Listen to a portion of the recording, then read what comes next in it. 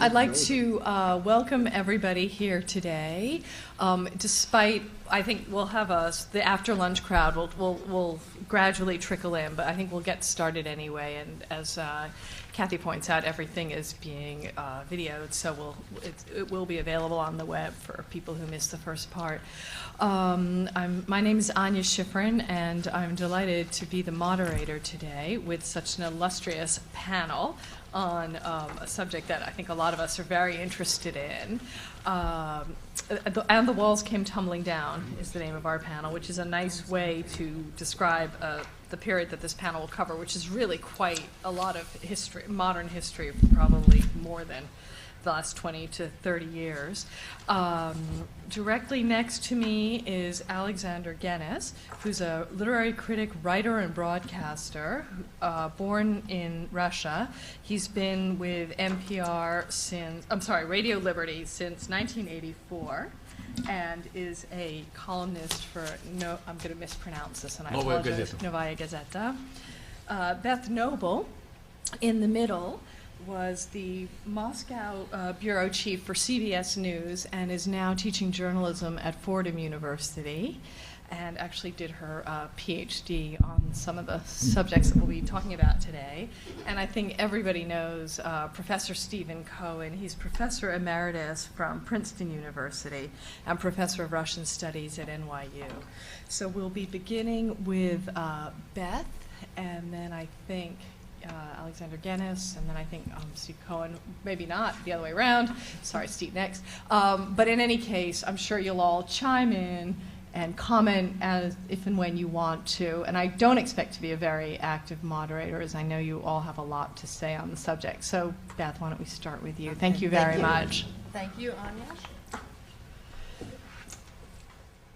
Thank you for the chance to be here. I did my undergraduate here at Barnard College, and as a political science major, I spent a lot of my time in this very building. So it's really a pleasure to be back here and to be in a room with a lot of people who care about Russia, which is increasingly hard to find these days, except probably right here at the Harriman Institute.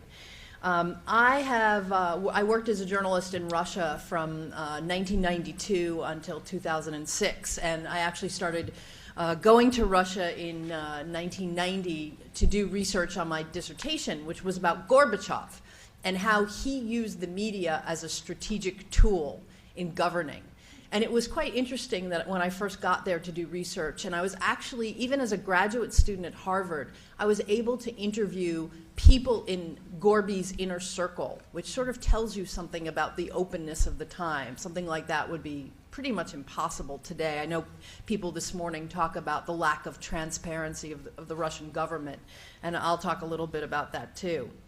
And so I finished my dissertation. It was very fun to have a lot of people go to me during the times that I was writing going, Gorbachev? Someone is going to give you a degree to write about him? But they did. And so in 1992, I moved to Moscow, and I started my career as a reporter for the Los Angeles Times newspaper. And then in 2007, I moved to CBS News, where I stayed until I decided to come home to New York in the end of 2006.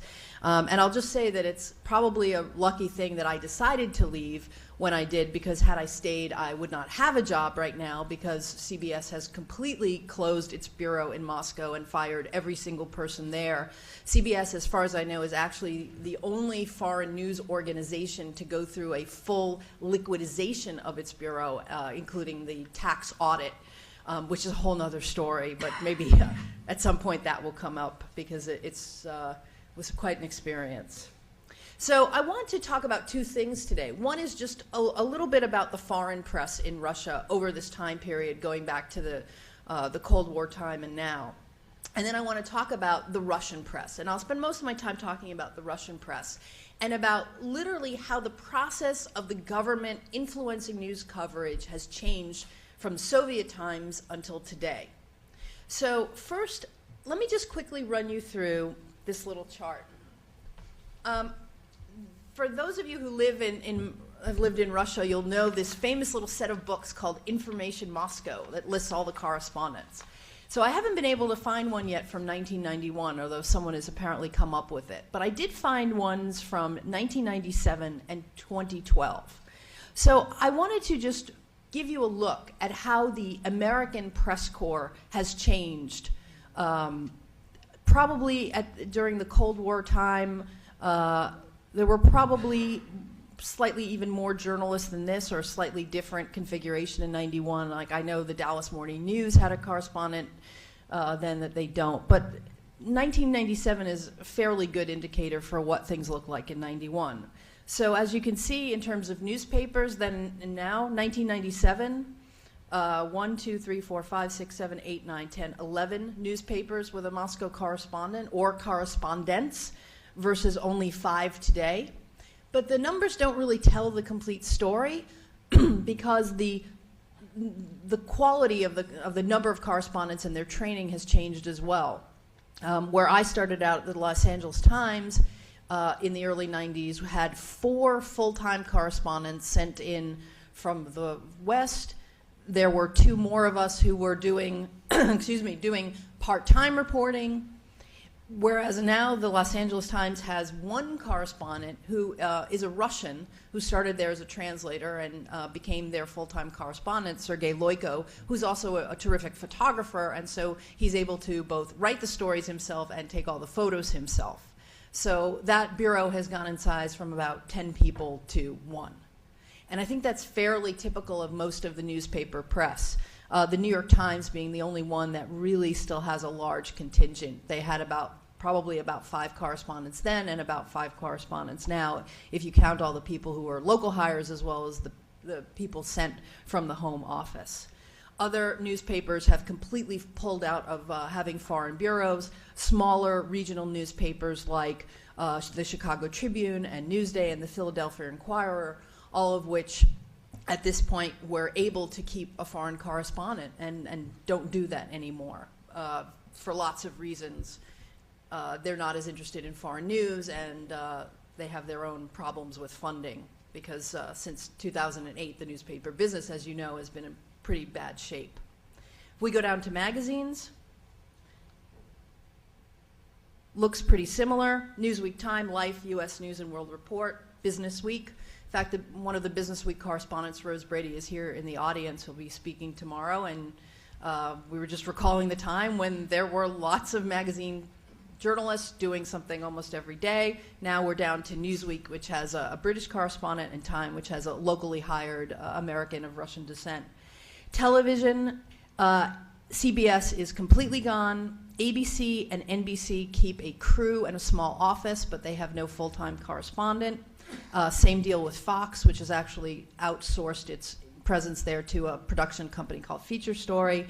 The only one with a real full-time correspondent is CNN. And there's a secondary effect from losing all of those television reporters, which is that they all have radio arms. And during Soviet times and the immediate post-Soviet time, there was so much radio news being done about Russia from on CBS radio and ABC radio and NBC radio. And those operations have also really dwindled down to almost nothing. Radio, NPR and VOA are still there. Monitor Radio is gone, and also all those network people who did radio are pretty much gone. The news wires,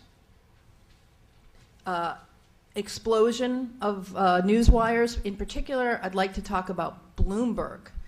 Bloomberg, I believe, is now by far the largest American bureau in Moscow. They have 15 or 16 people working for the English service and another 5 or 6 working for the Russian service.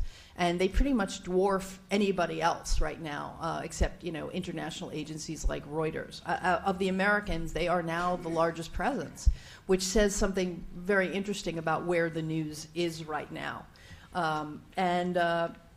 Smaller publications that were there for quite a while, like Petroleum Argus, can't survive in the economic times as well. So what is the result of all this? Well, just think about it for yourselves. How much news and what kind of news can you have when you have a large bureau? Well, you get to do investigatory pieces when you have lots of people. For example, when I worked at the LA Times, one of my colleagues, John Dahlberg, won a did a fantastic multi-part series about the ecological legacy of the Soviet Union, which was a finalist for a Pulitzer Prize. It's very hard to do that kind of high-quality reporting if you only have one person there. All they can do is basically be a headline service. So there's a lot less originality, and there's a lot less what I call enterprise reporting, where people go out and report a story that isn't being reported by everybody else. So that's sort of the situation then and now in the foreign press, and I know we'll be talking about that more. Now I want to talk a little bit about the Russian press. And, as someone who's trained as a political scientist, I'm going to try to explain this as a system. And this is very, very simplified, and this is only my own understanding of the situation based on having many friends who are Russian journalists and involved in the process. So very simply, this was the Soviet system of how the Kremlin affected the news content. So the Kremlin sort of gave the orders to editors and top managers of state media. Everything was state-owned. And they kept their editors in line in two ways. One was party discipline. They were party-run, party-influenced media for the most part, and also through privileges. If you followed the state lines, you got lots of privileges. You got the dacha in Peredelkino and all that sort of thing. There was also, of course, direct censorship of infamous Glavlit, where the censor was sitting there and had to put a stamp on every typewritten piece of paper indicating that it had been approved for copying, for printing. Although, as the Soviet period neared its end, journalists got a lot bolder about getting around the censors and about pushing the envelope in terms of what they could print. So what happened after that? Well, the system fell apart under Yeltsin. And the early Yeltsin years were pretty freewheeling. I'll give Yeltsin credit for being a believer in the free press, for the most part, at least in the beginning. The early 90s were a period of great freedom for Russian journalists, great freedom for foreign journalists. We were able to meet people. We were able to actually meet politicians. People wanted to talk to us. They wanted to hear from us. It was a great period. And that all started to change in about 1996. So let me just go down to the next slide. So, oh gosh, this got all messed up. How did that happen? Well, okay, so what happened in about 1996 is that oligarchs started having large holdings in Moscow, in particular Boris Berezovsky and Vladimir Gusinsky. The other person who was influencing what press coverage was like was Mikhail Lesin, who not only was the press minister, but also the head of Video International, which at that time had a monopoly on selling ad space on television. And so instead of the my understanding is that instead of the Kremlin deciding what was going to be on the news or how it was going to try to influence what was on the news, that Gusinsky, Lesin, and Berezovsky, but particularly Gusinsky and Lesin, were actually influencing the Kremlin in terms of what news should be, what should be seen on state-owned television and on the channels that they owned, like ORT for Berezovsky and NTV for Gusinsky. And so the Kremlin would then sort of talk back to the oligarchs and give them advice for the things that they would like to see on the air.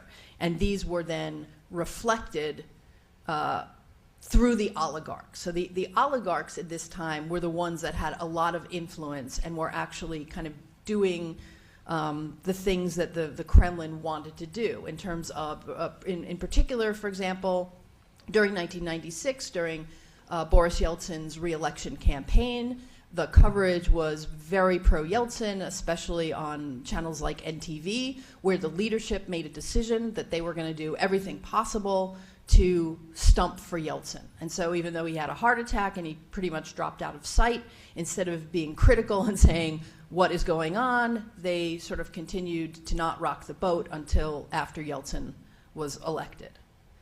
So then Putin came in and brought with him Vladimir Surkov to be the head of the, let's say, the process of making news. And so this was the system, I would say, until about 2 months ago when Surkov was fired. So the Kremlin would try to influence the owners of media. So now we basically can think about 3 different kinds of groups. State-owned media, like Russian television, media controlled by state-owned companies like Gazprom Media, which owns NTV and Echo Moskvy, and then privately held media, some of which are in the hands of people friendly to the Kremlin and some of which are not. So how does the Kremlin try to influence what we see on television and what Russians read in the newspapers? Well, now I think they try to do it 2 ways.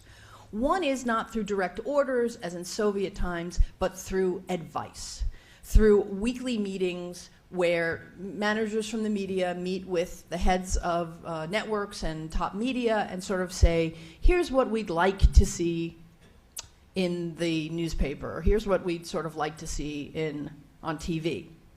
And then there's a whole other process known by the Russian word jinsa, which means paid coverage. The amount of coverage that is being paid for is enormous. I mean, really enormous. The way that jinsa works is that basically the Kremlin at some point decided it was easier to just make this a commercial transaction and not to be beholden to people.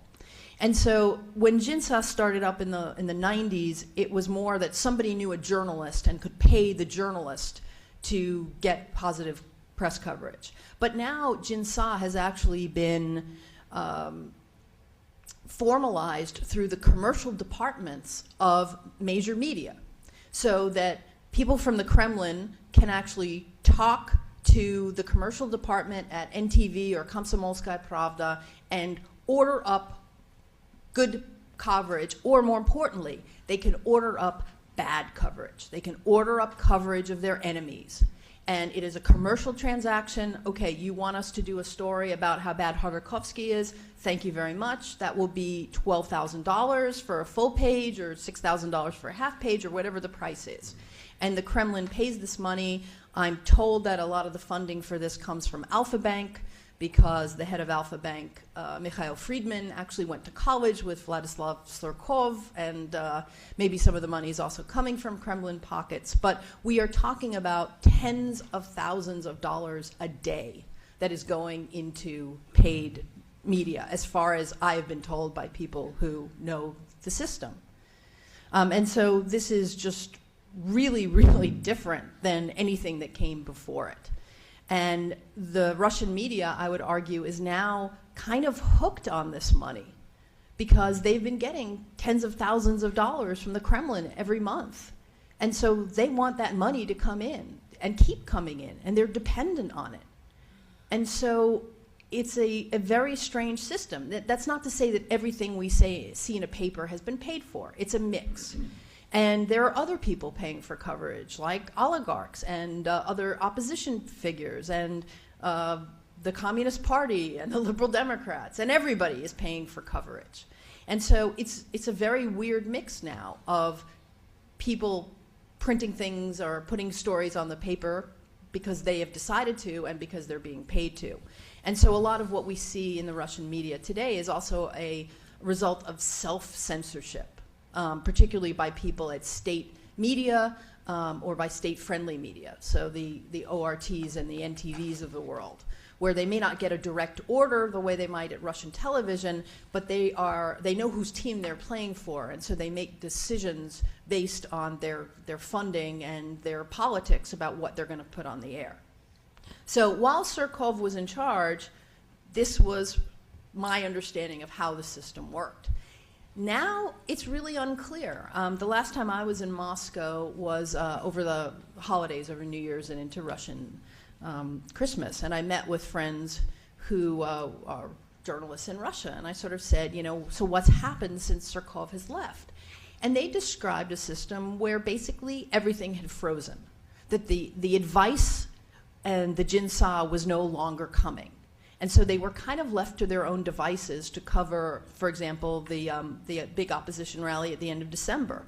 They didn't really get any orders or any advice or any jinsa. They kind of were left to their own devices, which is why if you actually look at coverage of that particular rally, it's really quite objective on the Russian TV channels, at least, because they weren't given any advice about how to cover it, and they had to figure it out for themselves. So I think what's really interesting now is for us to wait for Volodin to really take the reins of power and to see what this process is going to look like in the Volodin era, or maybe there's going to be somebody else who's going to be the one to actually take the media under his or possibly her personal control. The reason I laid this out, and I may have it partially wrong, and if anybody has ideas about how this may be correct or incorrect, I would really welcome it. This is really, again, based on conversations that I've had with so many Russian friends that I have, or journalists who are a part of this whole system. But it has really, really changed, both on the Russian side and on the foreign side, and there's effect of all of that on us as consumers of the news, whether we're consuming our news in Russian or in English or another foreign language. So thank you very much, and I'll turn it over to the next speaker. Okay.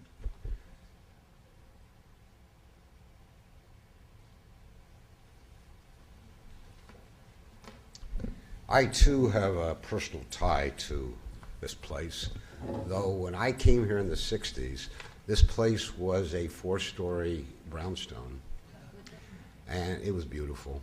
Yeah. There were a whole row of brownstones on 116th, 17th, 18th, and on, which housed not only what was then called the Russian Institute, but other area studies of Columbia. It was absolutely charming. This may be more efficient, but it isn't charming. The only person who shares my memory in this room is somebody who should be on this panel, and that's Colette Schulman, sitting on the front row. Colette went to Moscow as an American correspondent in 1956, and we then met here at Columbia, I guess, in the 60s. So Colette is what Russians call živaya historia, living history. She remembers all this, and I'm sort of živaya historia, and I dimly remember it. I also know some of the panelists. I worked for CBS for 20 years, and therefore with Beth Knobel in Moscow, when I was in Moscow. And Sasha Genis I know from vodka. We are drinking companions at the Russian Samovar, where he is incredibly entertaining. And whether or not he's been given the vodka in that little bottle today to be as entertaining, I don't know. But he's a remarkable figure, and those of us who read Novaya Gazeta regularly enjoy his reports from the United States. So that's the good news. The bad news is I am going to say some very, very harsh things about American press coverage of Russia since the end of the Cold War. But because they're harsh, I have to make a couple qualifying remarks. I've been in academic life for more than 35 years, first at Princeton, then at NYU. I got my PhD here at Columbia.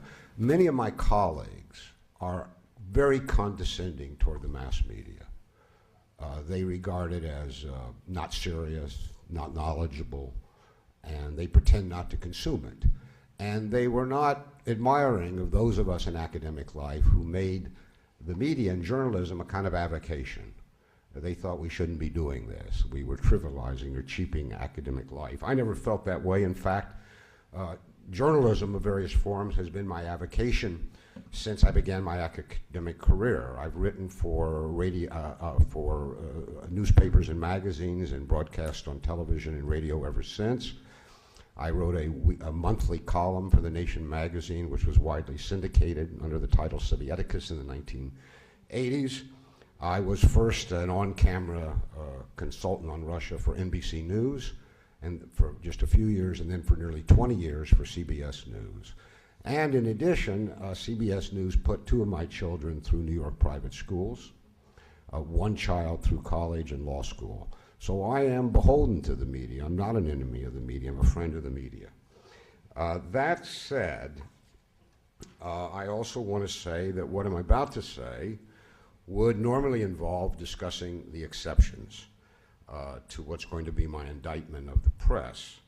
The exceptions, briefly stated, mainly appear on the business pages, which are compelled to deal with facts. Best coverage of Russia in the main American newspapers is, in fact, on the business pages. And I exclude TV, which has become, basically for reasons that Beth has said, non-presence in America, and particularly cable on Russia. But the criticism I now want to make of the most influential print press media, which would include the New York Times, the Wall Street Journal, and the Washington Post, and the reason they're the most influential is that the most influential people in America read those papers, and because they have widely consumed syndicated services. So their articles appear in provincial papers around America. I think what I'm about to say is true of those media. What I'm going to do is normally called media or press criticism, but this can really only be done in print. You have to be able to give examples in print of what you're criticizing. You can't do it orally, and certainly not in the 20 minutes that I've been given here today, though I'll give a few examples.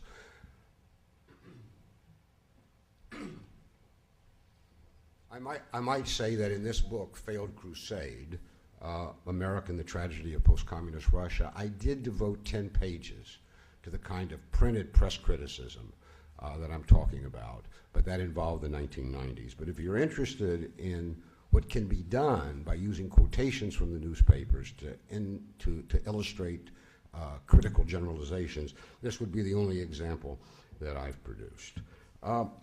What we really need is, I think, a close written, critical, analytical study of American press coverage of Russia since 1992, of the kind that Lippmann and Hearst, there's a blank, I see the blank in the room, but this was a textbook in every journalism school in America until recently of how not to do journalism.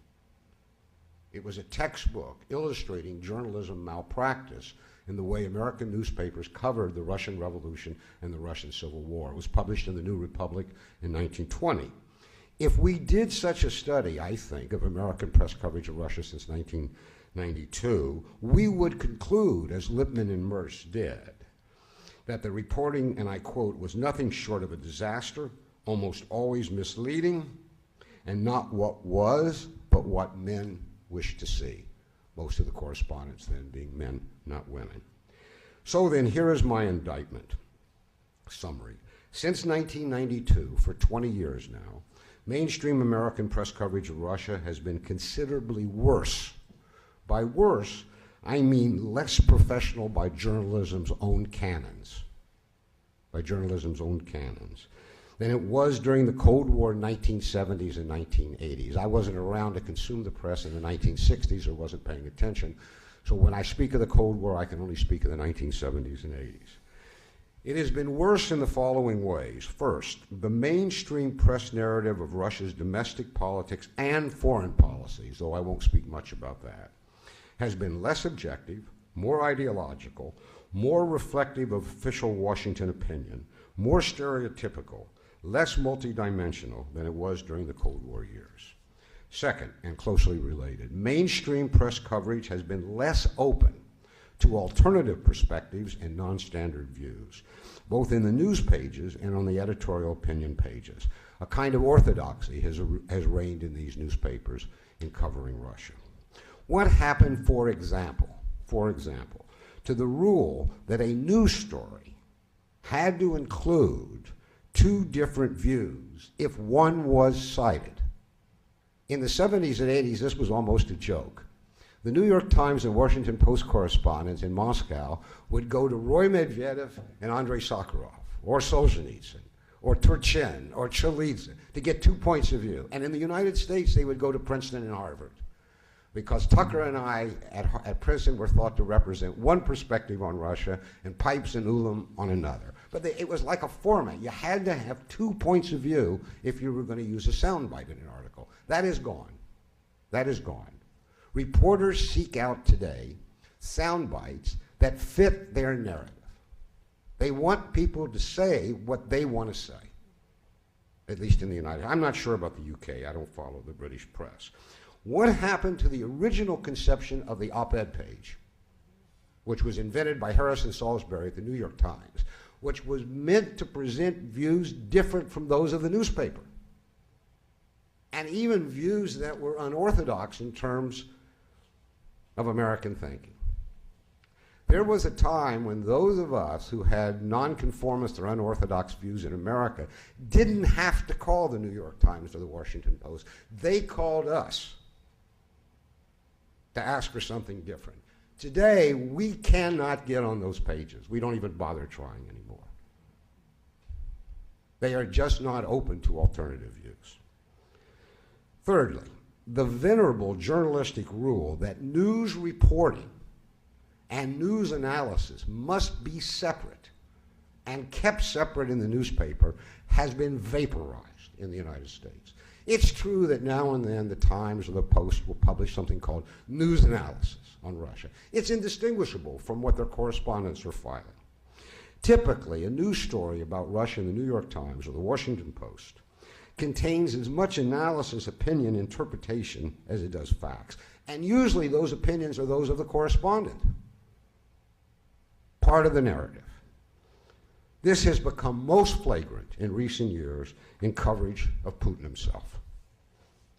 Fourth, and still worse, American press coverage has been less factual, less accurate, and more mistake-prone than it was during the Cold War. Allegations, assertions, questionable generalizations about Russia's history and politics. Some of these allegations circulated by oligarchs or their representatives they've hired in the West, PR firms, are simply printed in the newspaper as fact or as entirely plausible. Now, having said that, let me be more specific. First, about the two press narratives that have prevailed since 1992. As I say, I've written about the press narrative of the 1990s in this book, so I'll be brief. From the early 1990s, the US press, I'm talking about the print media now, adhered closely to the Clinton administration's line, and I quote the Clinton administration line, that Yeltsin represents the direction toward the kind of Russia we want. That was the official position of the Clinton administration, and the press followed. This meant that the press acted more often than not as boosters and cheerleaders for virtually everything that Yeltsin did, that Yeltsin's Kremlin did in the 90s. It meant, for example, presenting Yeltsin's armed destruction of an elected parliament in 1993, Yeltsin's turning of the national media over to self-interested oligarchs, as Beth just mentioned, Yeltsin's rigging of the 1993 constitutional referendum. The constitution that still exists in Russia today did not, in fact, pass in December 1993. The rigging of his own re-election in 1996. By the way, Medvedev just admitted to a group of people in Moscow that Yeltsin didn't win the 1996 election. Zyuganov did. It was rigged. We knew it at the time, but it's the first time that an official Russian has admitted it. Chubais, who did the rigging, immediately protested, of course. But it was dangerous to say such things.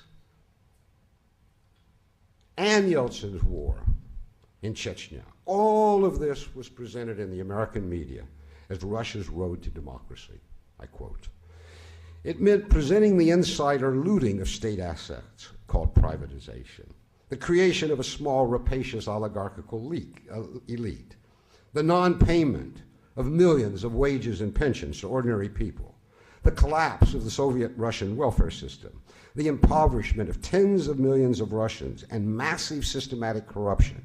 It meant presenting all this, and I quote, as Russia's transition to free market capitalism. And accordingly, it meant presenting Yeltsin and virtually anyone he appointed as, quote, Russia's only, quote, real democratic reformers, when in fact, most of them are what Navalny now calls the original swindlers and thieves. Why Navalny thinks that swindlers and thieves appeared in Russia when Navalny discovered the computer is completely beyond me. In fact, this expression, I believe, swindlers and thieves, was used in the 1990s. And few of these people were Democrats of any sort, certainly not Chubais and his people. Privately, they spoke contemptuously of democracy and of ordinary Russian voters. Along the way, the US mainstream press simply excluded, in the 1990s, both American and Russian views that didn't conform to this narrative. They excluded them. Sometimes they denigrated them. They denigrated Yavlinsky, once the darling of the American press, because he ran against Yeltsin in 1996. They denigrated Solzhenitsyn because he said Russia had been laid to waste by Yeltsin. Suddenly, the former icons, the dissident icons of the Western media, probably were secret communists of some sort, or ultra-nationalists, or anti-Semites, because they opposed what Yeltsin was doing. Andrei Sinyavsky, who gave a wonderful series of lectures here at this university on the Russian intelligentsia, which everyone should read, when he went back to Moscow in 1993 and attacked his intelligentsia comrades for supporting Yeltsin's use of cannons against a parliament, was defamed. A man who had sat in the Gulag for freedom of speech was defamed by the Western press for what he said about Yeltsin. And when this decade of American myth-making and malpractice, journalistic malpractice, ended, finally crashing into Russia's realities in 1998 and 1999, there was scarcely a word of introspection in the American media, or regret, or second thoughts. This was a shameful period in the history of American journalism. Shameful. As one Russian said to me, they've deleted out our pain. We're dying, we're impoverished, but they've edited all that out. And when it was over, all the other American influentials who had betted this walked away and deleted it from their own resume. There's no reason not to name names. It means every official of the Clinton administration, beginning with the president and the vice president himself. It means George Soros and Goldman Sachs and Larry Summers. It means Jeffrey Sachs, who now wants to repent by saving the world from poverty, but doesn't remember the poverty he helped create in Russia. He's got no memory of that. And when he remembers, he says it wasn't his fault. It was somebody else's fault. There is absolutely no, and by the way, the correspondents and the editors went on to promotions, to foreign editorships, and even editorships, or exalted places on their newspapers. Not a word of regret. Indeed, the press's only reaction to what it had done about Russia in the 1990s was in the next decade to transcribe all the pluses they had attached to Yeltsin to minuses attached to Putin. The false or misleading press narrative about Russia under Putin during the last decade has pivoted in large measure on deleting the 1990s. And this too has had serious factual and analytical consequences. For example, it is commonly written today that Russia's retreat from democracy, I quote, or the dismantling of democracy in Russia, began under Yeltsin. This is untrue, factually. Democratization began under Gorbachev in the late 1980s. De-democratization, as it's sometimes called, began under Yeltsin in the 1990s in the way I have just mentioned. If you use tanks against Russia's only elected parliament, you've stabbed democracy in a country such as Russia so badly it may never recover. Look at their parliament today. Closely related, it is repeatedly said that the killing of Russian journalists is a special feature of Putin's Russia. This is untrue. The killing of journalists began under Yeltsin. I don't have the numbers. I tried to get them today. But the last time I had a figure from the Committee to Protect Journalists, more journalists have been killed under Yeltsin than under Putin. More journalists have been killed. One is vividly in my mind, this young man, Dmitry Kholodov, because he is buried in a cemetery next to my Russian adopted mother. So whenever I go to her gravesite, his headstone is there. A young man who was blown up by the military, probably, with a bomb because he was investigating military sale of equipment.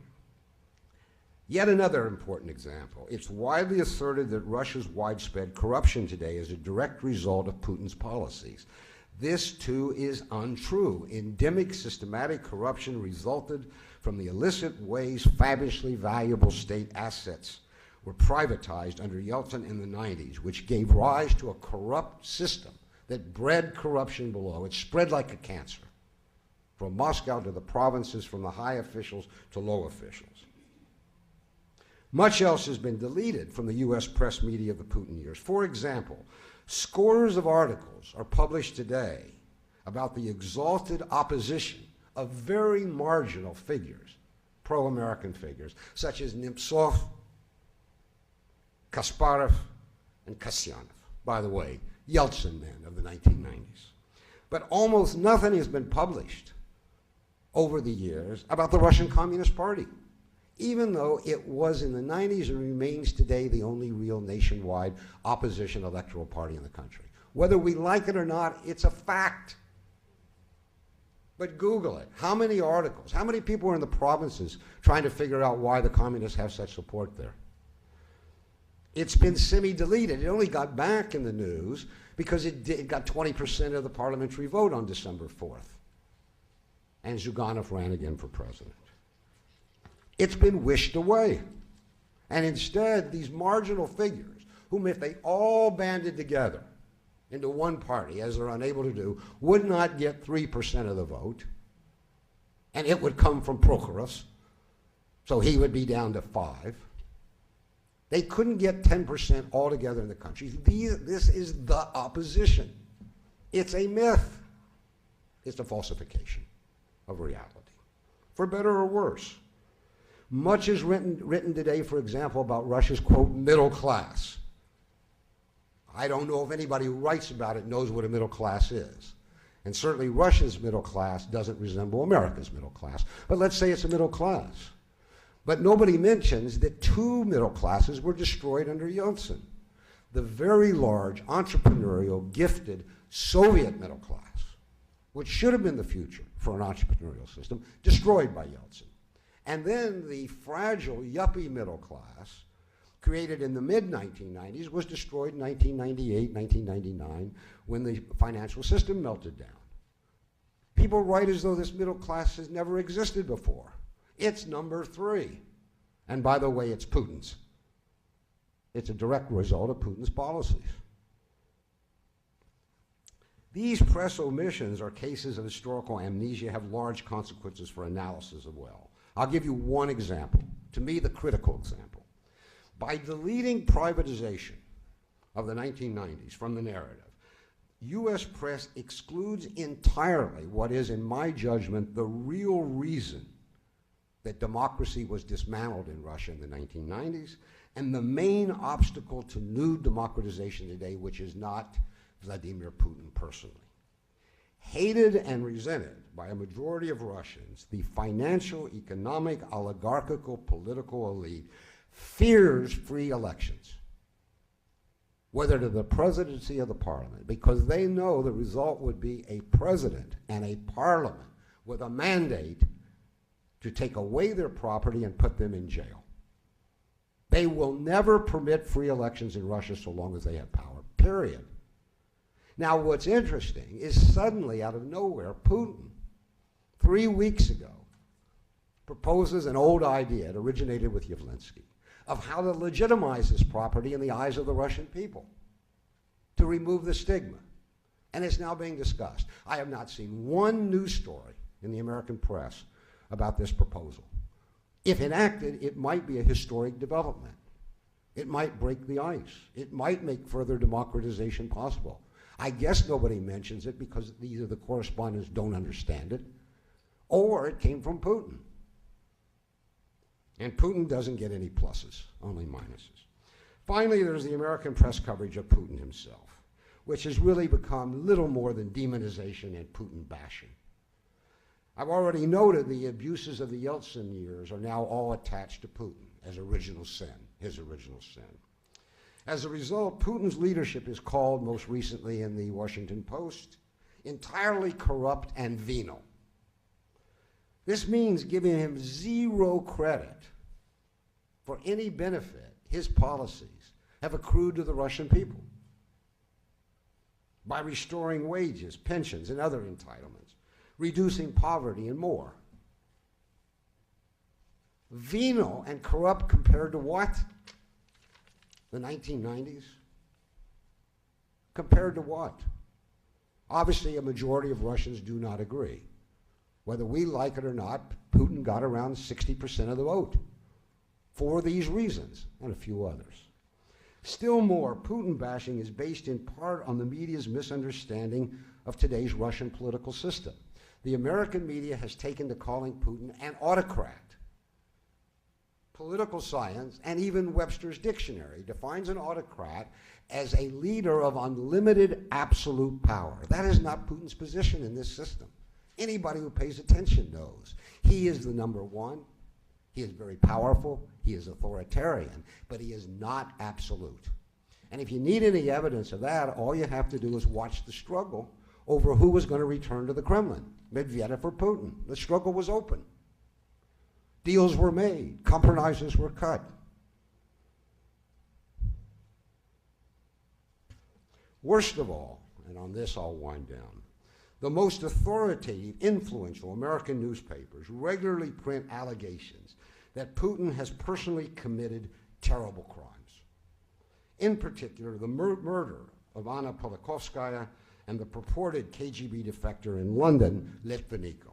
There are no facts, no evidence, and no political logic to support either allegation. Zero, none. If so, they haven't been published.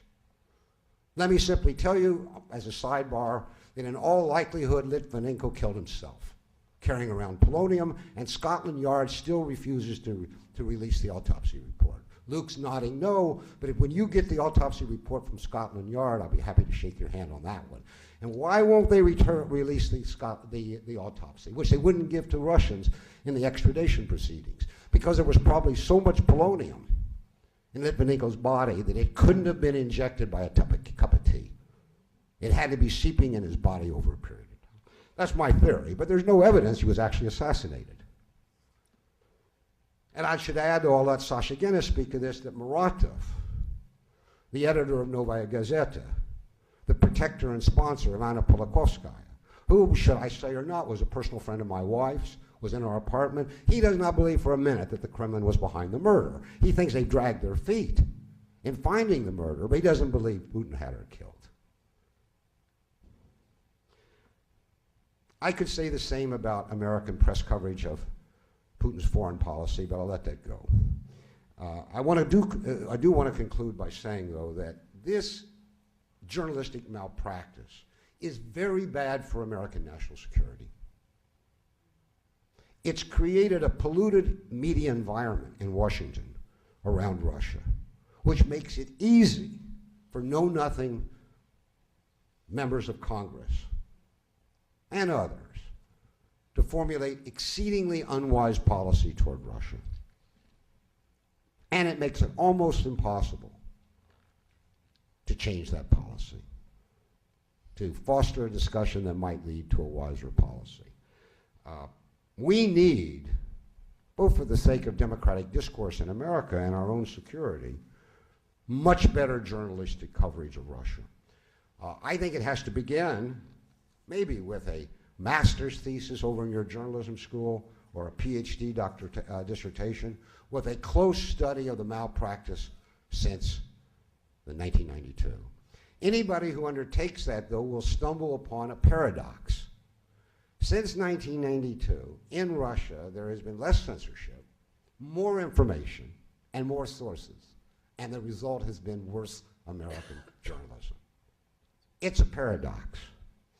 If you can deconstruct and solve that paradox, you will probably find a cure for what ails American journalism on Russia. And that's my good news.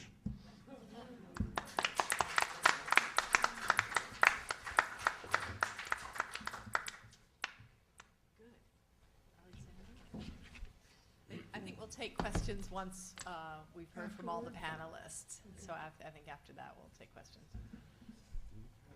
Hello, everybody. I'm not an academic, and I'm here not to deliver a paper or deliver something important or academic. It sounds not my cup of tea. I'm a writer. I publish around 20 books about America and Russia, about American in Russia and Russian and American. And I worked for Radio Liberty for 27 years. I have my own program. It's called American Hour with Alexander Genis. That's me. And I never miss a program. So what I want to tell you, first of all, I want to answer your questions because I am, as I told Katya, a live fossil, живая история, as Steven said. And I remember very well the beginning of everything. And let me bring you back to the beginning, how it started, all these terrible situations that Steven described now, and what was in the beginning, what was glasnost is perestroika, and how it's changed forever Russian history and Russian consciousness and Russian intelligentsia and everything that started in the end of the 80s, and I was a part of it. I visited Russia every year during this very important time. And I think that during the end of the 80s, Gorbachev time, before the 1991, when everything finished and the Soviet power declined, it was the most interesting time in the Soviet history, especially in the history of Soviet media, because it was time of two powers, Soviet and un-Soviet. It was the best of the time, it was the worst of the time, as Dickens said, because somehow it was very difficult to live because economic situation was terrible, but it was the most, that was a lot of freedom in the air, and every day it became more and more. And of course it was very funny because everybody tried to publish something new, something more interesting, more sharp criticism, and it was everyday battle with censorship. And I was part of it. I remember how it works. It was a lot of stupid things because what you can say yesterday you can say tomorrow, and nobody knows where the border is, and everybody tried to figure out what is possible and what not. During this time I worked in Radio Liberty, and every day Soviet writers and editors and journalists came to our New York studio of Liberty, and they tried to deliver to our listeners in Russia what happened in the Soviet Union. In 1988, there was a delegation from leading magazine Znamya, and the editor of this magazine told me the terrible story when this delegation came to Helsinki for a tourist visit or something like this, and it was a May 1st parade in Moscow, and nobody knows what Gorbachev will tell about this during this ceremony. And they didn't have any Russian newspaper or even English newspaper. They have only newspaper in Finnish, and no one can understand this, not in the European language. And they checked every name in Gorbachev's speech, and when they found the name Bukharin, they said, it's okay, we can come back to home because now it's safe.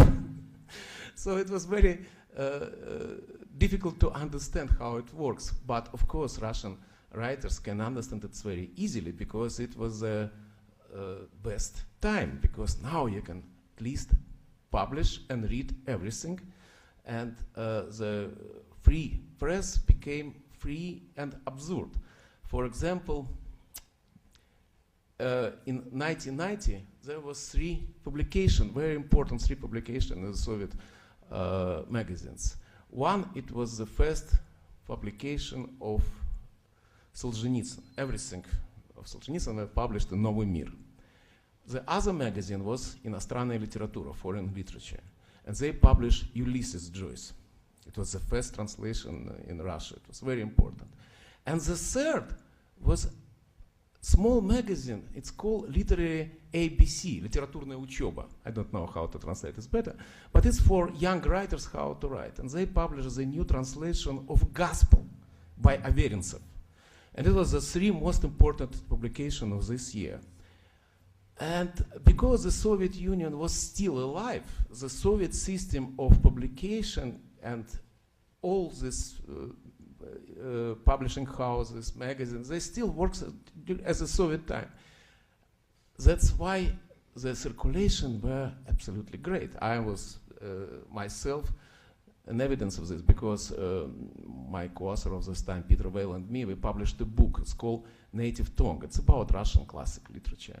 And they published it 100,000 copies. And they sold it in one day. It was very strange, because it was still the Soviet system. But after 1991, everything collapsed. And instead of this huge circulation, it became 2,000-3,000. And magazines became completely disappeared from the reading audience. It was a terrible story. And during this time, Radio Liberty became very important, because they they took the place of these thick magazines that were very important for Russian intelligentsia, because it was, for example, Novy Mir, the main magazine of 80s, and during the old time it was a very important magazine. Its circulation was 3 million copies. In 1991 it became 15,000, and even this we can do. So the Radio Liberty became, tried to put on the place of these thick magazines, and that's how we worked for many, many years. Now I think that situation in Russia changed a lot, because instead of all these political and literary magazines came glamour magazines. And it's concern and TV, radio, everything now is very glamour and not serious. I think that it's because everything changed in Russia. And we're talking about self-censorship. And when we talk self-censorship, it sounds like somebody told what to do. But everybody knows what to do now in Russia, how to get good life. Because during Soviet time, it wasn't really good time for everybody. And journalists, they don't have anything important to lose. But nowadays, journalists are very important people. They can go to Paris, they have cars, they have dachas and everything. It sounds very, life became better for them. And so that's a lot, very dangerous to lose the position. For example, my friend made a TV movie about Sergei Dovlatov. It's very popular Russian-American writer. And she asked me to give interview, to tell her about Dovlatov. I knew him very well. I wrote a book about him. And I did it, of course, because he was my friend, and I was glad to do it. And after I finished, I asked her, what is the title of your program? And she said, American Tragedy of Sergei Dovlatov. I said, what tragedy? I can't understand. In Russia, they put him in jail. They never publish a line from his works. And in America, he published 12 books, became an editor-in-chief of newspaper. Where is the tragedy? So it's very easy. You don't understand. It doesn't matter. Because if we don't give this title, you didn't give money for a film. Do you want to get money? Do you want to be in this field? I said, no, of course not, until you changed the title. She changed it, after all. So self-censorship works very, very efficient, because everybody knows what to do and how to do. And now, of course, the situation is a little bit different, but before this all protest movement in the end of the last year, there were very few really free publications, like Novaya Gazeta, for example, with our friend Dmitry Muratov, who I think is the best in Russian publishing landscape, and Echo Moskvy, it's a radio station, very popular, and our Radio Liberty. I think it was the most important independent media in Russia. And the rest are other story. But during this time, in early 90s, in the end of the 80s, everybody was afraid that it will finish one day. And there was a joke, what will we do in 20 years? And the answer was, we will reread the magazines of Glasnost. Thank you, and I'm very glad to answer your question.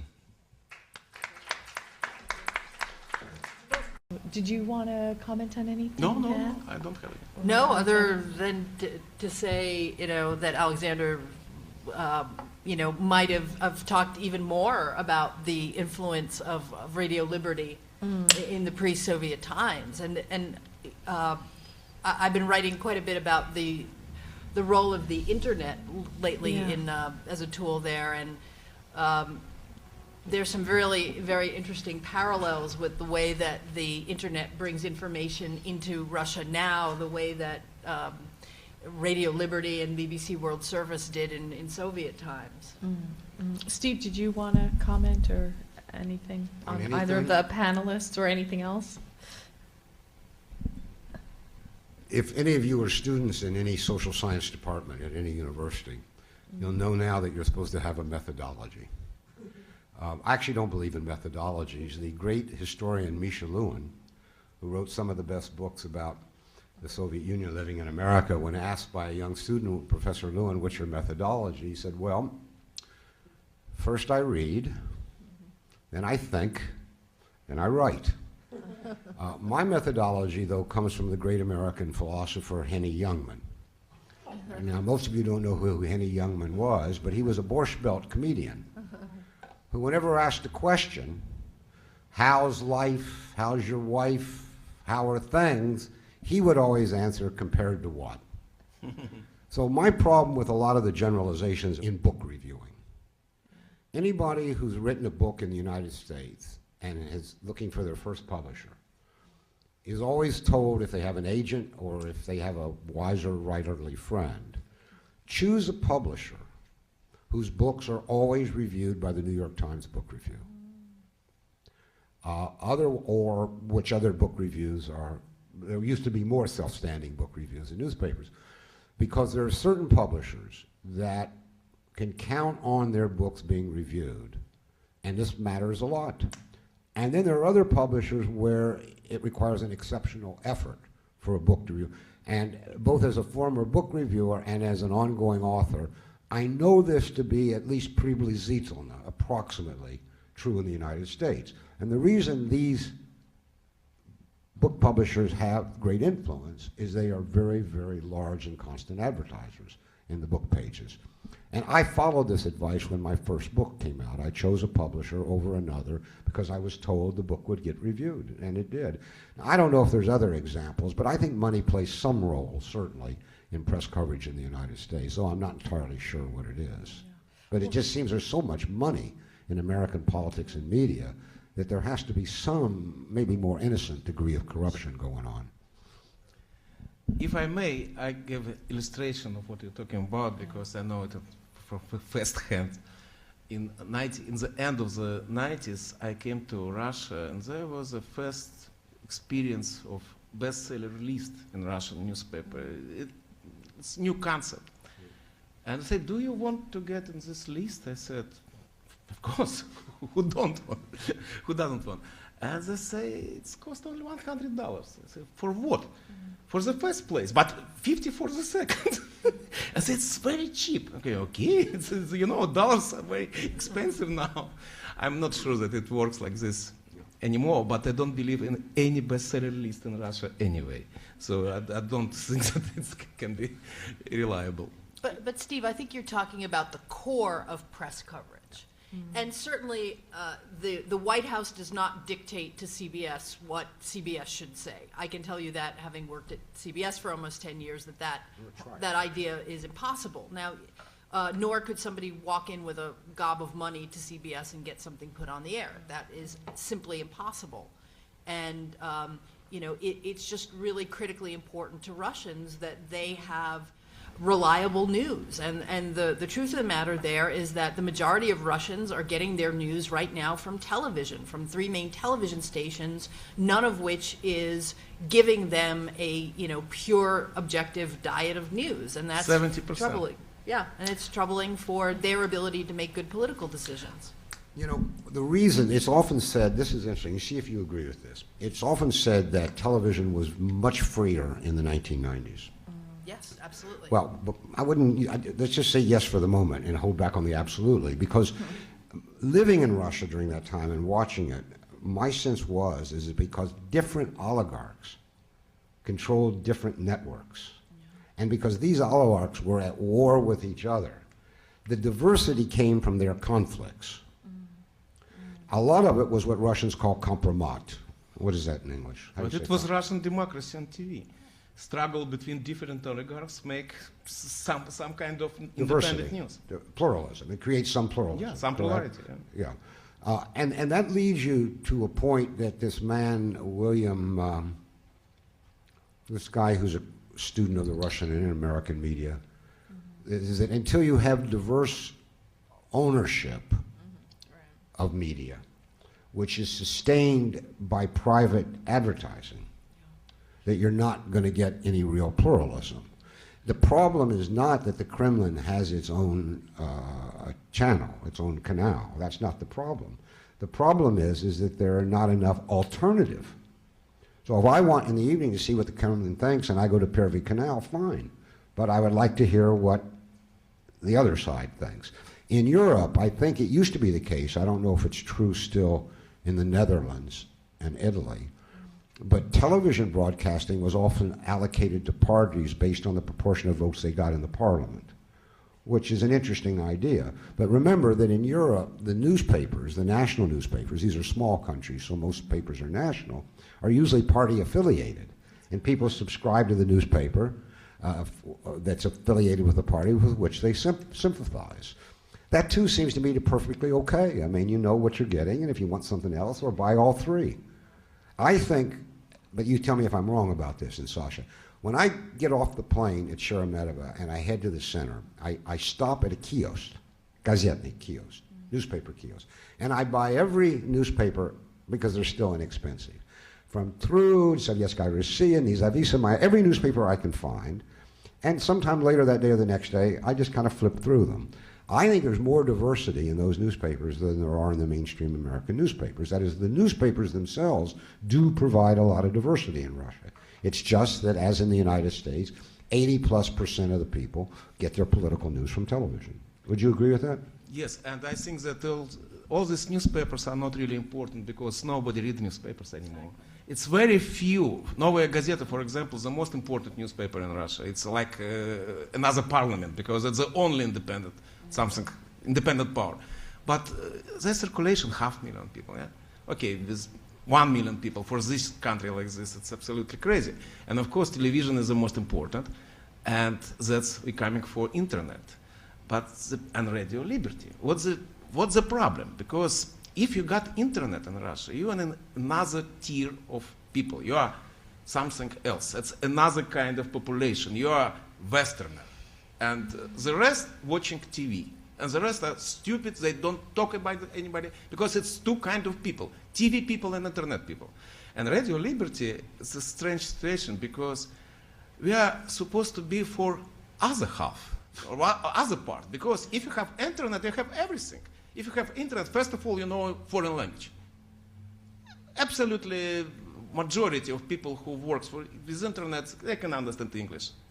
But if you watch TV, it's a very different situation. And internet, it's already, they can live without us. And radio, very important for people who don't have internet.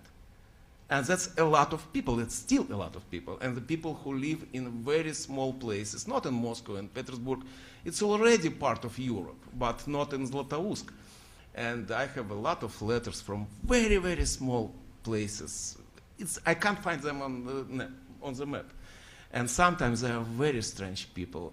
One guy, he is Korean who lives in Kazakhstan. And he is Russian, Korean, Kazakh, and he is a doctor, and he's very, very poor. And he wrote me a letter. I think that he grow rabbits for food. So it's terrible life. He says he'd never seen a new book for 15 years. And he wrote me a letter and said, you know, your interpretation of Wittgenstein is something wrong with it. I don't like it. And this is people for whom I work. Because in every provincial city of Russia, there's 3 sisters, like in Chekhov. And there still are, and that's a huge country. That's why Radio Liberty is still radio and not internet, and I think it's very important. Good. Can I just weigh in here a little bit? I sort of can't resist on some of Beth and Steve's points. This issue of paid journalism, I guess, as you know, that takes place pretty much everywhere in the world and has different names in different countries. So in Ghana, it's referred to as taxi money. China and Vietnam, it's called red envelope journalism. In Cameroon, they say we've eaten gombo. In Mexico, it's paid insertions. So I did want to comment that it's everywhere in the world. I've looked at it mostly in Africa and also Vietnam because that's where I lived. What I've observed, 2 things that seem different about what Beth is describing and what I've observed around the world, is that in Vietnam, as the country got richer, the journalists seemed to me to be taking less money than they were before.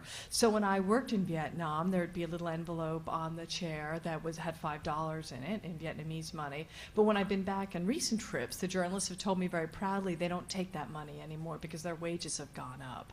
So one thing that seems interesting to me, whereas I do hear that in China it's gotten much worse, and exactly some of what Steve was saying, it was even more apt than probably you knew that, for example, the internet has made things worse because, of course, in China now you have all these 50-cent bloggers that are just being paid to blog. And because there's even less of a sort of filtering and credibility than there was before, so people are just blogging anonymously for money. So I guess the first thing I'm interested in is that it seems to have gotten worse or in Russia than in other countries I've been to.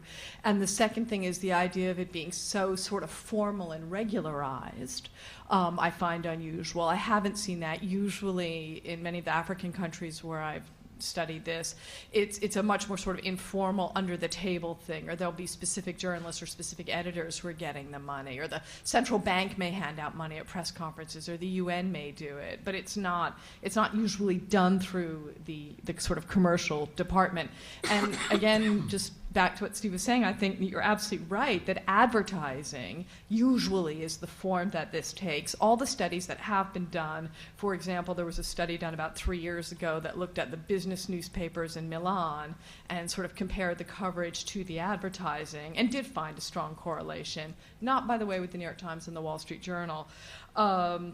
And then I was just reading, I'm teaching on India and Africa this semester, so I happen to be, I'm reading a lot on censorship in India right now in the 1920s and 30s, and one of the methods that the British used was actually putting advertisements in the Indian newspapers and then pulling them when there was disagreement with the line that they were taking. So I do think what you're saying about the sort of systematic question is quite interesting, and it's quite different from what I've mostly come across, except for maybe in China. So that's just my 2 cents on the subject. I couldn't resist. I don't know if you want to respond or if we should just take questions. I've gone too long. Go ahead, please. I think one thing that emerges from what all of us say, mainly Sasha Alexander Genis directly, is that we, not Genis, and maybe not Beth, but certainly myself, need to, when we talk about Russia, remind ourselves that we really don't know much about the Russian provinces. I mean, Russia has 145 million people, and about, 10 million, 20 million live in St. Petersburg and Moscow and maybe another large city. Unlike in the United States, for example, the small town I grew up in, Kentucky, has become homogenized. They have the same culture there, the same Gap, the same Starbucks, the same TV that we have here. That's not happened in Russia. And what Sasha says, how important radio is. But one thing's emerged from this that troubles me a lot, and I see it creeping into American journalism, and I wish it wouldn't. The Russian intelligentsia has always been contemptuous of the Russian narod. In recent years, when the narod doesn't vote the way the Moscow intelligentsia thinks the narod should vote, the Russian intelligentsia says cruel things about the narod. This began, I remember, in 1993, when Zhirinovsky got what was it, Sasha? 15% of the vote in 1990. Whatever he got.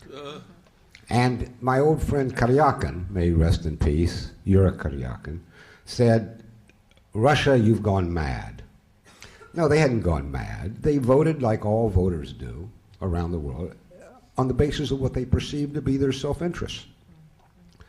Then, in these protesters in Moscow, as virtuous as they may be, many of the speakers from the podium have addressed the crowds with contempt for the people who vote for Putin, implying that everyone who votes for Putin is either paid, corrupt, stupid. This is not democracy. All studies we have, except in times of complete madness, indicate that voters everywhere vote what they perceive to be their interest. And if 50% of Russians don't think the protesters in Moscow represent their own interest, that means the protesters in Moscow have political work to do. They have to reach out to these people. The problem is that this contempt for ordinary Russians is creeping into American press analysis. And I'll just mention the case and let it go. A favored term in the current journalism is civil society. Civil society is a bogus term. It doesn't exist sociologically. There is no such thing. No, it's not a joke. Civil society is a theoretical construct. It's supposed to mean people apart from the state or in opposition to the state. If that was so, the largest represented civil society in Russia today would be the electorate of the Communist Party. But American journalists don't consider communist voters to be part of civil society. Civil society is the protesters in the street in Moscow because they think the way you and I do. And what's happened, and this began in Eastern Europe with the protesters against communist regimes and civil society, it's a very good political tactic, and it's a very good fundraising tactic because American funders are always willing to give money for civil society. Look at Obama. He's going to give $50 million for Russian civil society. He hasn't a clue what Russian civil society is. Not a clue. This is something McFaul told him. And McFaul also doesn't have a clue. It's just all this kind of quasi-social science gobbledygook that's passed into political studies in the last 30 years.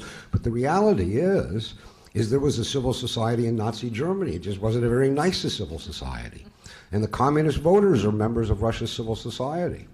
So this notion that if you don't think the way we are, the way we think, if you don't have the imprimatur of the Russian intelligentsia of a certain outlook in Moscow, you're not a member of the Russian civil society is not only sociologically incorrect, it's politically contemptuous. It's not democratic. It's not decent. And a final word.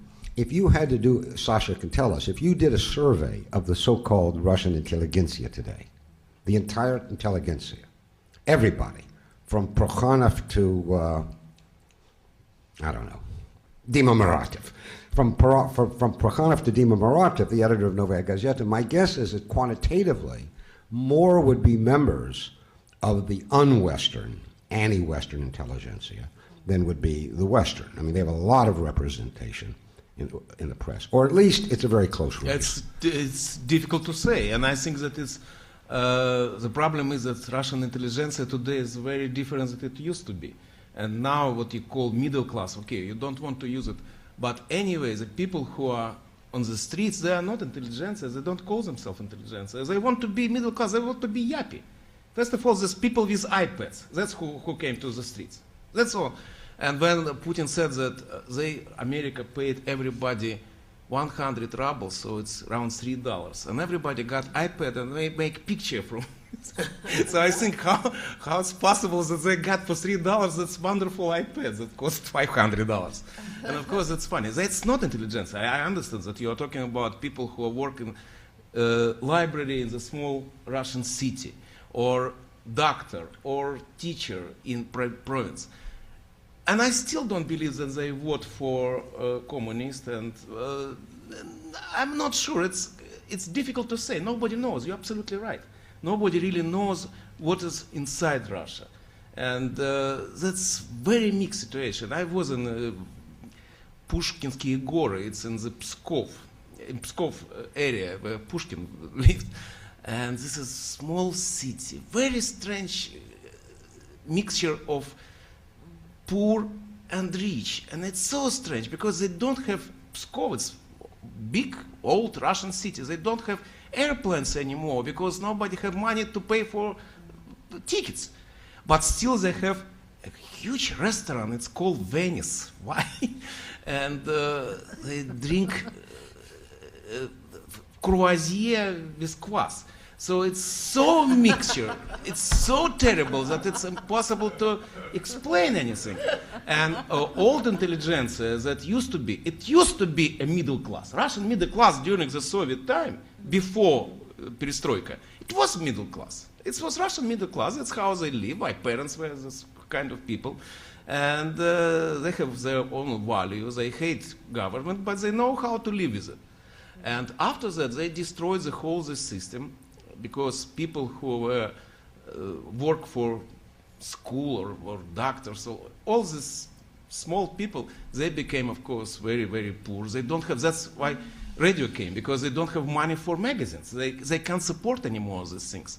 And they disappeared, now they became old. And other people came from young 30s. I knew these people, that's very strange. They don't have to be part of Putin or un-Putin system. They want just to go to rock concert in Liverpool. They don't really care about all these things. And that's, I think, there's a future, because they just don't really care about the system. And civil society or not civil society, they just want to live exactly like the people, the same people who live in Europe or America. And they live like this. You know, that's if you go to Europe nowadays, you see the biggest part of tourists are Russians. Everywhere. It's not all oligarch, of course. That's not so much oligarch anyway. That's young people who earn their money, they know how to live, and they, first of all, because they don't drink so much as we do. I know this is fantastic, but I'm getting a bit worried about questions, because I know we're going to run out of time. So should we take some from the audience? Yes. I see a few people who've been itching to get up there and I say better something. make this short. Thank Mr. you. Stephen Cohen, what you described, I'm going to shorten the question, sounds like a vast, well-orchestrated conspiracy to create certain views about Russia. My question is, why? In whose interest? Kamu eto нужно, cui bono? What's behind it all? You spoke of conflicting views in the press. How do they all agree on such things? And secondly, France, Italy, and Germany have strong Marxist traditions.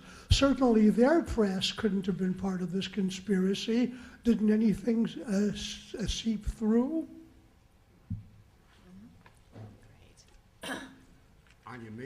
Anya, maybe you want to take several questions, and then if they group That's together. what I was thinking we would do. Absolutely. You Maybe read my mind, so I could just go follow ahead. on that theme. I mean, I just. Oh, sorry. If people sorry. could introduce Sorry. themselves. Sorry. I'm sorry. I should have said that. Luke Harding from I The thought so, Guardian. yeah. I'm not from the New York Times or the Wall Street Journal, but I just feel I have to say something in defense of Stephen's kind of brutal attack on our profession in the 90s and the noughties. I mean, just a couple of things. First of all, I think we get the historical context. We don't think that Putin came from outer space. We understand that Putinism came from Yeltsinism, and the democratic rollback didn't begin in 2000 on his watch. But just a couple of points as a practitioner. I mean, you talked about getting both sides of the story. The problem was with the Putin people, they would never talk to you, and especially by the second presidency, it was impossible to get any kind of reasonable interlocutor. You phoned up the Kremlin for the most basic quote on the most mundane subject, and they would not talk to you. So, I mean, it's not a failure of journalistic initiative. It's to do with the fact that this kind of informational fog descended. On Litvinenko, just for the record, I think you're wrong. I don't think there's any evidence that Litvinenko killed himself. I mean, Scotland Yard are not stupid. There's clear evidence from CCTV, from the polonium trail, from the fact that polonium pitched up in London on October the 16th, that this was a plot that came from Russia, where this isotope is produced. It didn't originate in North London. We don't know at what level it was authorized, but we will find out. The autopsy is coming out in the autumn when there's going to be an inquest in London, so we'll find it all out then and we can have a drink about it. And just finally, my question is, I agree with Steve that the vertical model is probably wrong. I called my book Mafia State. I mean, that was my model. Other people talk about a sort of... Luke, say that again.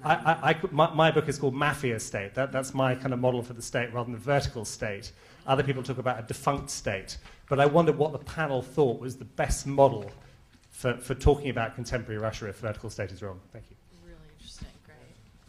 Thank you very much. Kathy Nepomniachtchi, and I think my question will follow up a bit, and it's sort of to Steve, but I think to everyone. I'll limit myself to what I know best about, because you were talking about how you need details in print. And I'm not disagreeing with you, but wondering about, and I think this resonates with what Luke just said about sources. Was one problem about getting multiple sources in Russia in the early Yeltsin years at least, that many journalists, as they had during Glasnost, went to the intelligentsia. And the intelligentsia were not disagreeing with each other. I mean, you brought up Andrei Sinyavsky. He was skewered by the Russian intelligentsia. And we won't even go there with Gorbachev, because you know perfectly well what happened there. Could you get a good quote on Gorbachev from somebody a journalist was likely to talk to in Russia? You know, so in other words, how much was this not just Americans getting it wrong, but how much was it, you know, that the people they were likely to be able to talk to who had been the opposition and therefore were the other opinion, weren't disagreeing with each other? Well, this sort of piggybacks on what Steve was saying, because I tend to agree with Steve. I think it's a mixed bag, though. I think if you extend it out to every area of the world, one could have a panel like this tearing apart the way America looks at Africa, Latin America, the Middle East, etc. Yeah. And we all know the international news has been cut back dramatically in the past 25 years, but there are other issues beyond that of myopia and institutional whatever. And I'm just curious if you could interrelate what you see from what you're describing about Russia to these other areas of the world. I know Africa and Middle East who I've covered personally. And I could sit here and, you know, get a panel up here and we could tear the hell out of how the American media has covered those areas of the world with similar analogies, perhaps a little different. So I'm just wondering about that wider picture, because here in the United States, they just issue a study at the Council on Foreign Relations about the need to reform public education, and I'm sure it has to do with international affairs too, and yet we have this contradiction of us being the world's greatest power, yet the public is most ill-informed in our society about these issues. Rose?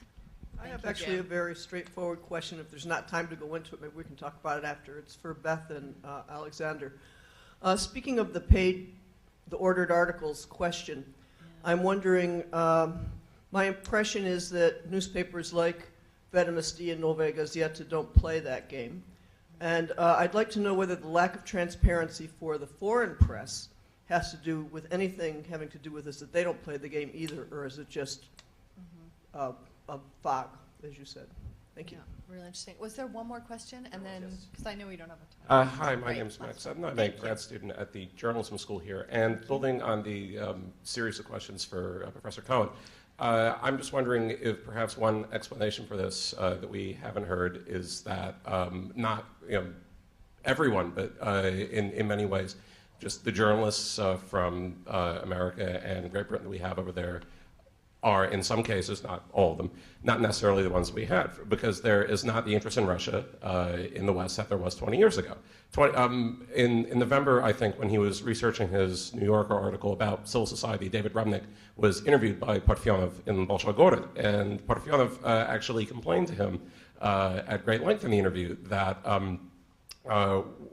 it was impossible for Russians to get major American journalists just to come over there. And he says something, if you read this on the Bolshoi Gorod website, to the effect of, why don't you send your major correspondents over anymore? 20 years ago, we had you, we had Bill Keller, whatnot, we had the New York Times, and now, with some exceptions, that doesn't necessarily happen with prominent journalists. Secondly, as the parachute model of foreign correspondence is slowly starting to go, just fewer people learn Russian. Everyone learns Arabic and Chinese now, and Russia is a very difficult place to operate. And I'm just wondering if that's really deficit cadre. Thank you very much. Good questions from everybody. A lot for you all to answer in a short time. Maybe I'll take some of the easy ones first. One, why do we not question things as much as we should? I think that there's quite a bit of pack mentality that I personally observed while working as a journalist in Moscow. And I'll tell you a story. I was just about to leave CBS in 2006 when Litvinenko was killed, and the story was being done out of London because we had no correspondent in Moscow at the time.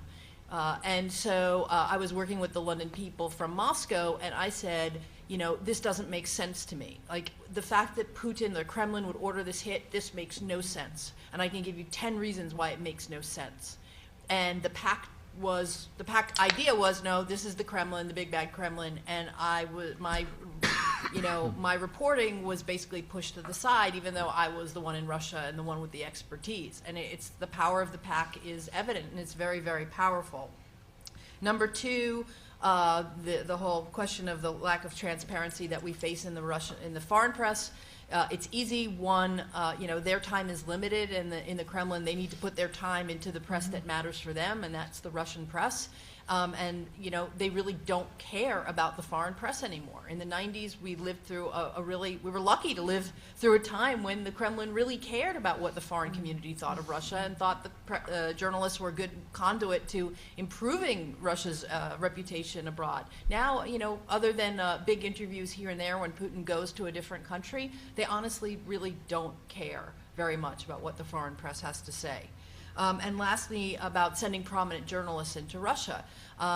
This is a problem because sending people into Russia costs money, and newspapers and news organizations are tighter on money than perhaps they've ever been. And so I know when I was at CBS, not just dealing with Russia stories, I actually traveled all over the place and did stories from other places as well. And the thinking at most news organizations today, when you pitch a story, the first question is not necessarily how important is it, it's how much is it going to cost.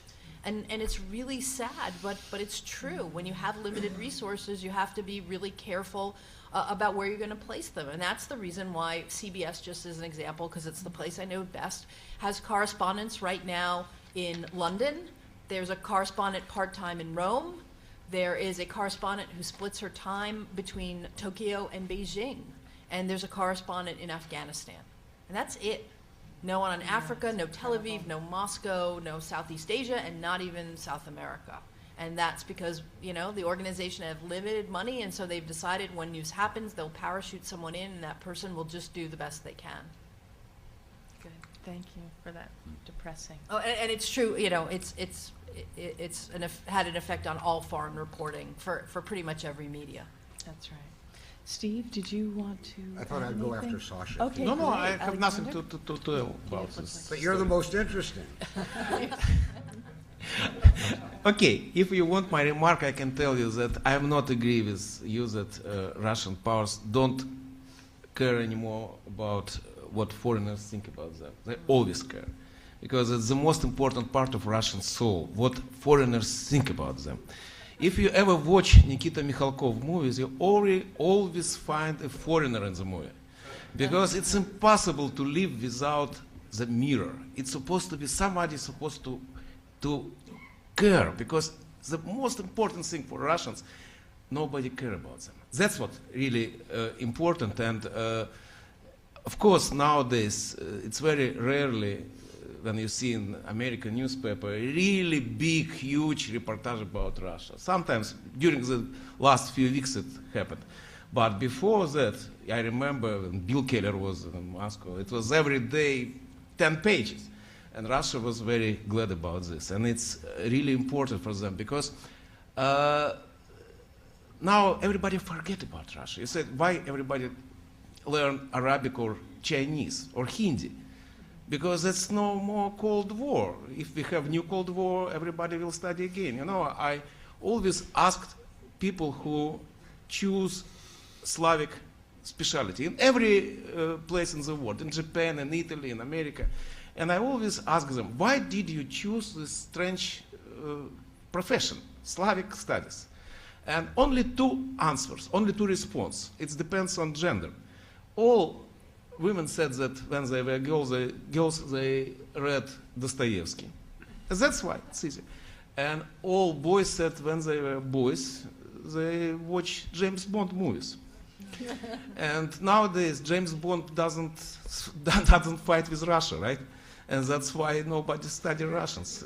If you see the next James Bond will fight with FSB, it will be much more students in Columbia University. Good. Steve, last word. Well, Or what words. Sasha says is certainly true. When I was teaching at Princeton, and I had 150 people, and then came the Soviet invasion of Czechoslovakia, and I had 250. Then came threats against Poland.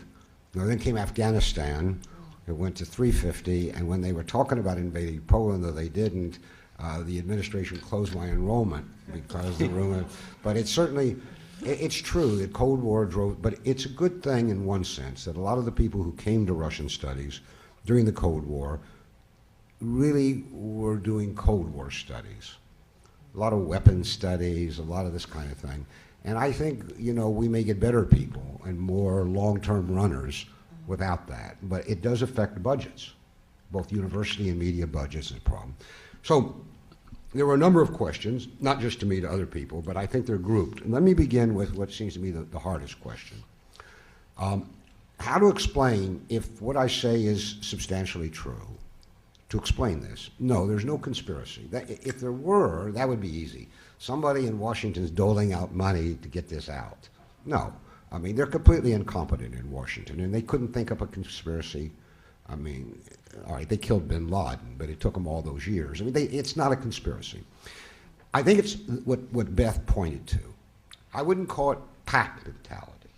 I would call it the need for any correspondent who's on one story, and that's a foreign correspondent, sent to a country that he or she may not know well, but has prepared for, to have a narrative. Because they're asked to, the burden, I said I was offered a job by the New York Times to be its correspondent in the late 70s, one of them. I didn't take it for personal reasons, but when I realized what was involved, filing a story maybe 3 or 4 times a week, even when there wasn't breaking news, and on stories like chess, I knew nothing about chess tournaments, I realized that this probably was beyond my reach. But I can understand that when correspondents get into these countries, they need a narrative to put as the context for what they have to report. In the 1996, I published an article rather similar about press coverage to what I said today. When I showed up in Moscow, a woman who was in the press was a correspondent for the Financial Times. I'll tell you who she is because she's around and we're friendly, Chrystia Freeland, said to me, Steve, I know you're right, but it conflicts with the narrative, and I can't change my narrative now, I'm too busy. And I think I'm sympathetic to that, but that's the problem. That's part of the problem. The second problem is, speaking only of Americans, Luke, I don't know about you folks, that we Americans, we are a provincial country. Our ancestors may have come from someplace else, Europe, but all of us were raised as provincials. We're not part of Europe. We haven't shared Europe's history of war, dictatorship, fascism, revolution. Russia has. Europeans relate to Russia better than do Americans. That's a very important thing. I mean, Americans travel less than other people, speak less languages. It's a struggle for Americans. You have to work to get yourself ready. Whereas for many Europeans, it wasn't. Secondly, there once was an American tradition, which was a British tradition, to keep a correspondent on the job a long time. Now there's this fear of going native, in and out and on to someplace else. How much time do you get to really acclimate yourself, learn a lot, become authority? There's something else. I still think, but I'm not sure, that as it was in the past, at the Washington Post and the New York Times, Moscow's considered a plum job. I think that's the case. In the past, it was part of the ladder up. I mean, look where Keller went. Rick Smith became Moscow bureau chief. David Schipper could have had anything he wanted. He just decided he wanted to leave and write his own books. Bob Kaiser became managing editor. I mean, the top people that the paper thought it had, who were willing to make the sacrifice, which meant taking your kids and put them in school, and maybe they'd leave their friends behind, maybe they'd fall behind, but the top people they could get, they sent, and people wanted this not only because it was a big story, it meant getting on the front page or the political pages a lot, but it meant a future at the newspaper. I think it's still the case. I'm not sure. But I think the papers think they're sending top people. Whether these people prepare themselves, I'm back to how to explain this, as well as they used to prepare themselves, I don't know. They used to get about a year of the language, and they go around the country talking to professors and attending classes. I don't know if they still do that. Another problem, though, and this Kathy raised, and I think it's part of the key problem, is that all the American correspondents, and again, Luke, you and I don't know each other. I hope you don't mind me calling you Luke, but we don't know each other. But I don't know about the UK, but all the American correspondents go to the same sources. And they speak English. And they even write for the papers. Do you want me to name some names? They're the two Moshes, whom I can never keep straight, Gessen and Lippmann. They tell the same story. They have their own narrative. They have their Putin-bashing narrative. They used to go to Kasparov, who has a house on Fifth Avenue, so he's easy to get. Nemtsov, whom they knew from the Yeltsin years and speaks decent English. Kasyanov, huh? Yeah, well, Grisha's a little different because he's at odds with the others. So if they go to Grisha, at least you get a nuance now and then. But I mean, they go to the same English-speaking westernized, and these Russians know, and they want their names in the papers in the West because it's a form of protection. It's a form of reclama of advertisement. They know what we want from them. They're not going to screw up their stories with a deviant idea, so they feed the narrative. That's part of the problem. Then there's the problem of the provinces. You can't blame American correspondents for not reporting on the provinces. I mean, Russian correspondents half the time don't report on the provinces either. This is a problem of finance, time, and reach. So I think all these things explain why, in my judgment, the print journalism has been so bad. But if you acknowledge these problems, there are ways to deal with them. The problem at the moment is there is no willingness on the part of the media establishment that they've screwed up Russia for 20 years. And the media establishment, I can tell you from my own personal experience, is not open to this kind of criticism, and it's not forgiving. So anybody who wants to take on the media establishment and wants to join the media is at risk in this country. You are not going to be considered a team player or a friend of the media. Best you've got another profession in mind after you publish this. These are very, very important problems, but I think that until we acknowledge them. Now let me turn to Luke. When I realized you were going to be here, and I know your own personal experience in Russia, and I know you have a new book out, which I don't have yet. I think it's just being published here. Congratulations.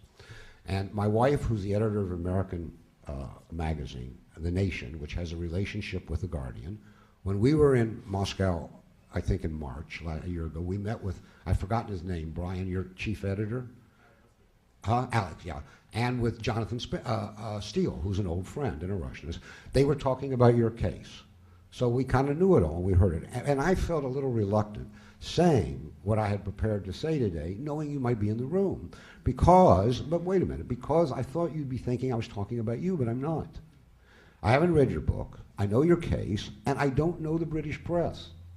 So I'm only talking about the United States. If you guys are better, Pozdravляю, good. Come work for American newspapers and raise our standards. So, but I do want to say one thing, and I'll just set this aside. Neither you nor I know the truth about Litvinenko. What I know is my wife hired a guy to go to Moscow and research the extradition case. And the Procurator General said that we cannot get the autopsy report from Scotland Yard.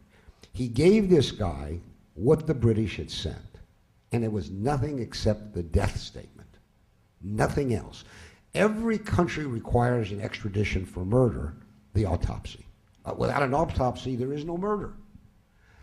That needs to be, you say they're going to release it. I hope so, but I doubt it, because I think this was a put-up case from the beginning, fed by Berezovsky and Tim Bell, and it got completely out of control because of the British media. It spread to the United States, but it certainly makes no sense or fact that Putin said one day, let's knock off Sasha Litvinenko, he's aggravating me.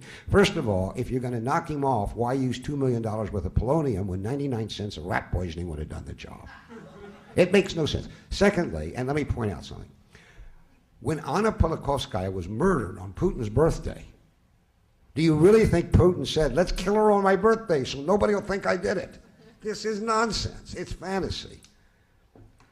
Whoever killed these people, we don't know. We don't know, but it wasn't Putin. And for the press, as it wrote last 3 or 4 days repeatedly, Kathy Lawley in the Washington Post, that Putin is a man tainted by his past, and then she listed the murder of Litvinenko, the murder of Anya Politkovskaya. This is scandalous journalism. It's tabloid journalism at its worst, at its worst.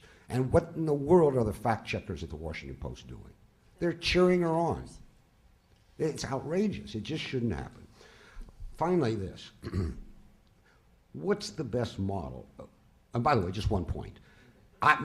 Based on some of my friends in the press corps, it ain't getting easy talking to any about, except what's his name, Jay Carney, at the White House either. I mean, they've got the wagons around the White House. It's a very tight operation they're running. And I mean, while you're in the United States, go ask one of them for an interview. You aren't going to get it. All right. This is the last thing. What's the best model for talking about Russia? I don't know. It's clearly not a democratic, pluralistic model. We put that aside. It's not a totalitarian model. Putin's vertical is a joke. He can't control what's going on in the provinces any more than Obama can. He issues orders, and in tradition Russian bureaucratic style, they're ignored. They aren't implemented, which points us in a direction. Maybe it's not right, but the old traditional imperial bureaucratic Russian state knew how to disregard the Tsar and the Kremlin. If they didn't like the order that came down, it got lost, it got forgotten, it got misinterpreted.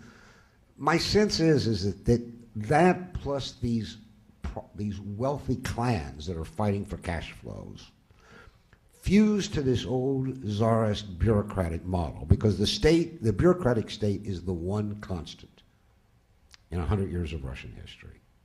It looks and smells exactly the same. That some fusion of this privatized wealth, which its possessors are fearful of losing, which is why they got all their money and their kinfolk in Leningrad, right? It's why Prokhorov is doing what Putin tells him, because Prokhorov wants to get his $18 billion out of Russia, and he can't move a dollar without Putin's signature. That it's some fusion of this that explains something. And where does that leave us? With Gogol? Probably not. But it's some model, some hybrid of this illicit wealth with the old czarist model that I think is probably the image to have in mind. I'll just leave you with one anecdote. When I went to Russia to live for the first time in 1976, I met a young Canadian about my age who'd been there for 3 or 4 years. And I said, well, what's the main thing you learned living in Russia? He said, Big Brother either died or he's asleep. In other words, by 1976, the model that people have been working with, the totalitarian model, had been displaced already by this old, swollen, czarist Russian state and its bureaucrats.